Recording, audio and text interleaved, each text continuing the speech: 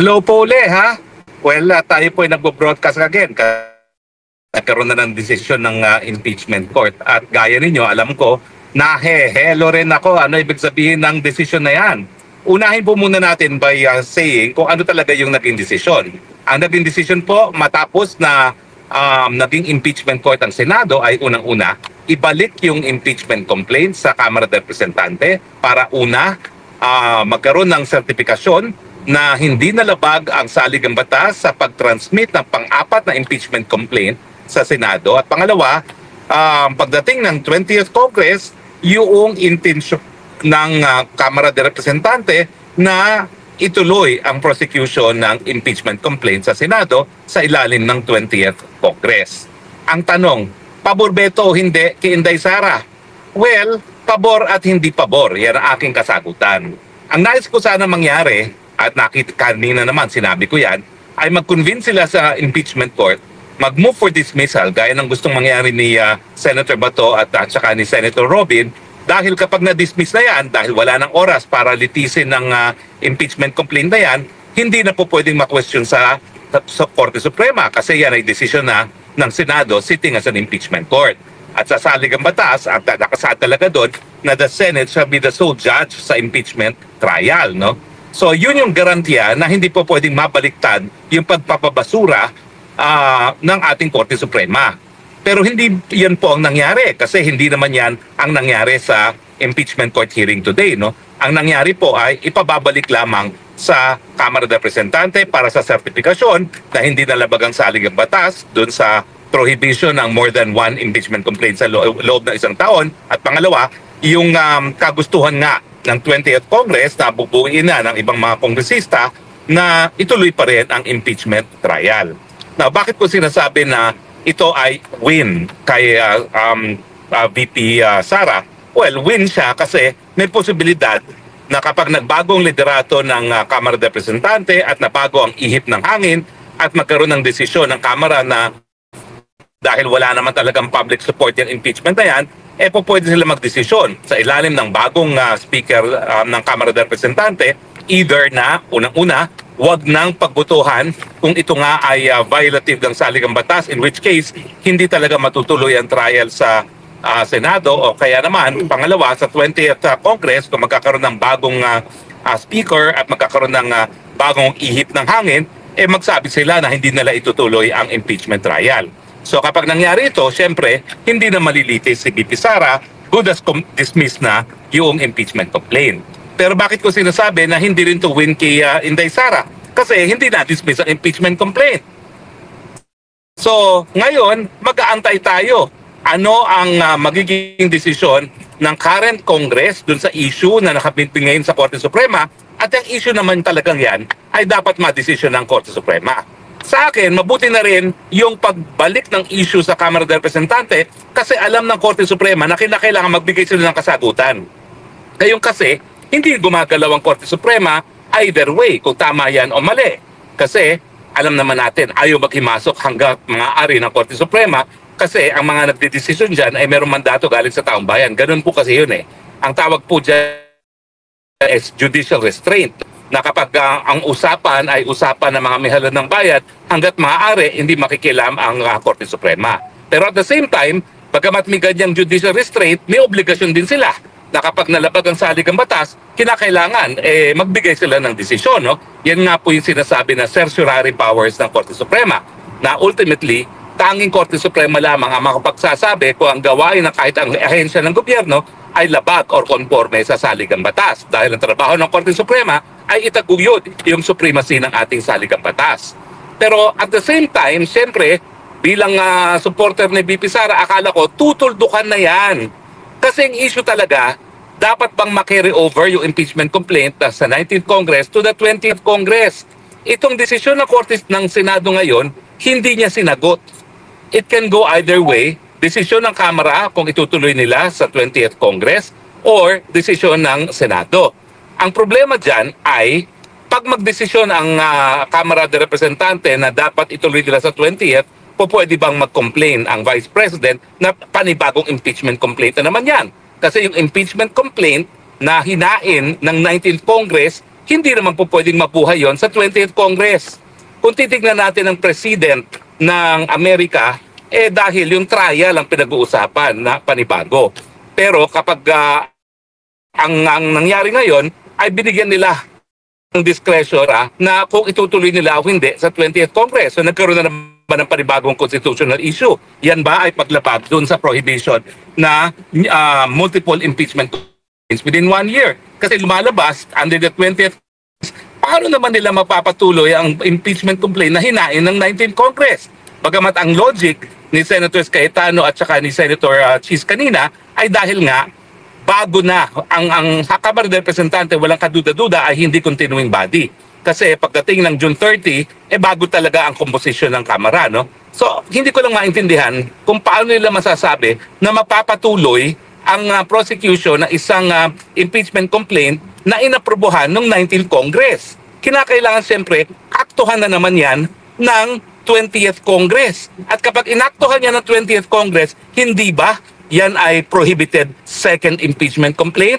Kasi hindi naman ibig sabihin yun na palibasa sinabi nila na sige ituluyan na po pwedeng matuluyan. Bakit? Kasi kinakailangan aktuhan na naman ng Kongreso as a whole. At ang nagdidesisyon ay ang 20th Congress, ibang Kongreso na sa 19th Congress. So, yan ang aking conclusion, no?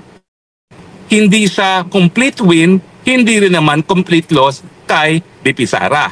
Again, ulitin ko, win siya kasi meanwhile, hindi magtutuloy panandalian. At matutuloy lamang yan kung unang-una, magbibigay ng sertifikasyon ng Kamara na hindi labag sa Constitution itong Articles of Impeachment, maski siya ay pang-apat na impeachment na.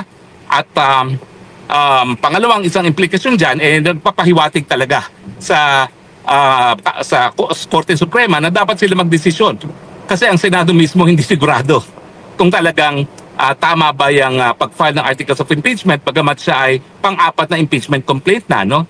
So, mensahe yan sa Korte Suprema. Ito pwedeng desisyon na ng Korte Suprema kasi nga ang issue, tama ba yung ginawa ng Kamara ng Representante? Kapareho ng ginawa naming issue nung ini-impeach si Chief Justice Davide na tama ba na yung second impeachment complaint within 1 year, yan ang magiging basehan ng impeachment trial. At ang sabi nga ng Korte Suprema doon, hindi po pwede yan. Kasi matapos ma-dismiss doon sa kaso ni Davide ng Committee on Justice yung impeachment complaint, sa loob lamang ng ilang buwan ay naghain na naman ng panibago na meron ng sapat na lagda. At ang sabi ng Korte Suprema, yan ay bid na for being a second impeachment complaint. Pero dahil meron pang ang pagkakataon ng Kamara ay magsabi na sinicertify namin na walang nalabag sa ating saligang batas sa paghahain ng impeachment complaint bagamat ito'y nakabase na sa pang-apat na impeachment complaint. At pangalawa, dahil hinihingi nila yung malinaw na deklarasyon sa 20th Congress na handa sila magpatuloy sa paglilitis kay Inday Sara, may posibilidad na matigil nga. Pero walang kasagutan kung tuloy o hindi hanggang hindi unang-una magdesisyon ang 19th Congress na walang nalabag sa saligang batas sa paghain ng impeachment complaint base sa pang-apat na impeachment complaint. At pangalawa, kailangan pa na magsalita ang Kongreso na 20th Congress na nais nilang ituloy. No, pero at the same time, hindi siya win. Kasi nga, tuloy pa rin. At siyempre, habang tuloy yan, alam naman natin kung ano mangyayari in the interim, no? Gagawa na naman ang budget ang Malacanang. Ano na naman, mabubusog na naman ang mga kongresista. Lalong-lalo na ng 20th Congress dahil sila na ngayon na magtatakil budget for 20th Congress. Ayan na naman, gagamitin na naman ang ayuda para makuha yung sertifikasyon na hinihingi sa 20th Congress na gusto nilang ipagpatuloy pa rin ang impeachment complaint. Talo na naman ang taong bayan dahil gaya ng nangyari ngayon na ginamit ang ayuda para makuha ang boto, ang mga pirma para maihain ng impeachment complaint sa Senado. Gagamitin na naman ang pondo ng 2026 budget para makuha na naman yung certification na nais na namang ituloy ng Kamara ng Representante yung impeachment trial ni BP Sara. So by and large, bagamat hindi ito complete win, hindi complete loss kay BP Sara, talo na naman ang taong bayan. Kasi binigyan na naman ng pagkakataon ng Senado na kumita ang mga congressman. Naging importante na nila yung issue kung magpapatuloy ang impeachment trial ni VP Sara. Pero at the same time, nagbigay din naman yan ng pagkakataon para sa mga supporters ni VP Sara na sitahin ang mga congressman against doon sa pagboto na dapat ituloy ang impeachment trial. Bakit? Kasi hindi naman na mai-ignore o hindi pwedeng baliwalain ng mga congressman yung resulta ng midterm election na sinuka nga ang mga kandidato ni Marcos Jr. At alam ng mga congressman ngayon kung gaano katinding magalit ang taong bayan. So, hindi rin sa complete loss kay VP Sara kasi nagkaroon ng pagkakataon ngayon ang Kongreso na ma-rectify ang kanilang pagkakamali na maghain ng walang basehan na impeachment complaint. Ang sinasabi ko lang, sigurado yan dahil mga pulboronik ang nakaupo ngayon sa Malacanang na gagamitin nila yung pera ng taong bayan para bilhin na naman yung konforme ng 20th Congress na nais nilang mapagpatuloy ang impeachment trial ni VP Sara. Well, kapag nangyari yan, baka yan na yung trigger na inaantay natin para magalit ang tuluyan ng taong bayan at maulit na ang kasaysayan ng 1986 at ang panahon ni Erap Estrada. Pero sayang lang, kasi ngayon pa lang meron ng pagtatangka na talagang itigil na itong proseso kung saan ginamit ang impeachment bilang isang sandata ng politiko kaysa bilang isang instrumento para mapanagot ang mga tiwaling tao sa gobyerno. Uulitin ko po kung confidential fund lang ang pinag-uusapan, nag-issue na po ng unqualified opinion ang COA na walang mali sa paggastos ng confidential fund ni Inday Sara Duterte.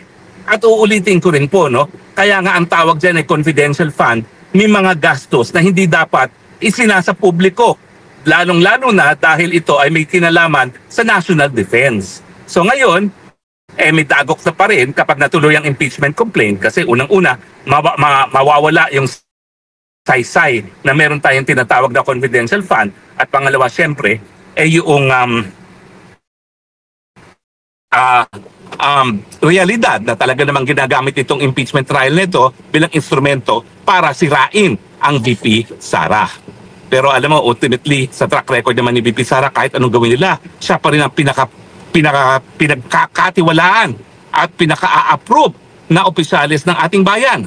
So, kampante naman ako na yung mga miyembro ng 20th Congress magigising sa katotohanan na wag na nilang ibenta ang kanilang mga boto. Diba? Kung hindi naman sila kumagat dyan, hindi na magtatangka bilhin. Ano mangyari sa ating bayan kung palaging ganyan na lang tayo? Siguro naman marirealize nila na yung pera na hindi nagasto sa tama noong 2025 mauulit muli sa 2026 at baka lalong mawala sila at hindi nila matapos sa kanilang termino. Kung pwede mangyari yan. Gaya ng 1986 kung saan nabuwag ang batasang pambansa at nagkaroon ng Freedom Constitution.